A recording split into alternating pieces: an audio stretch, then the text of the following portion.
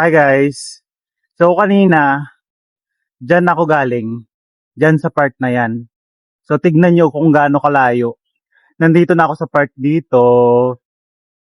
Whoop. Yan. Nandito na ako. Layo ng nilakad ko. Kanina pa ako dito. Tapos parang may nadaanan ako kanina yung Xiaohao Lane. Yung mountain scenery na mga restaurants. Nandoon. Yan sa part na yan. Diyan ako galing din kanina, akyat baba, puro hagdan. Parang may spot tapos hinahanap ko yung pababa kanina, hindi ako makababa. Kasi parang kada liko mo, may mga restaurant, tapos pagpasok mo, dead end pala. So struggle, tapos lakad lang ako ng lakad lang ng lakad. And then, nakarating na ako rito. I'm here. Yung mga sikat na motorcycle ride, yung viral dito sa Chongqing. So I'm gonna try, siguro. Ayan, andyan sila lahat. Kung pupunta kayo rito, this is the place or this is the spot. So, kaharap niyan, nito, nandito sa Nanbin Road.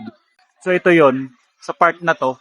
So, kung nagbabalak kayong pumunta here, nandito siya. This one, yan, Aito. Nandito sa Aito na yan. Wait lang, yan. I'm not sure kung ano yung ipipin nyo sa map. Pero ang pinin ko kanina kasi Nanbin Road eh. Pero binaba ako dun. Nanbin Road Park. Nandun yung park ng Nanbin Road. Eh nandito, ang layo pa, nandito pa ako sa ano. So, yeah. Super lakad. Nasa ano na yung aking 30,000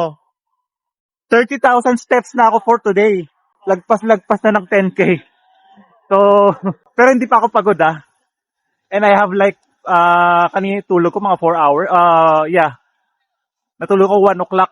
Kasi, tapos nagising ako mga 6 a.m. Kasi may lakad dapat ako. Kaya lang hindi ako natuloy kasi naligaw ako. So, bukas ulit. Buti na lang na ano nila. Reschedule bukas pwede naman daw. So, yeah. So, see you on my next videos. Bye!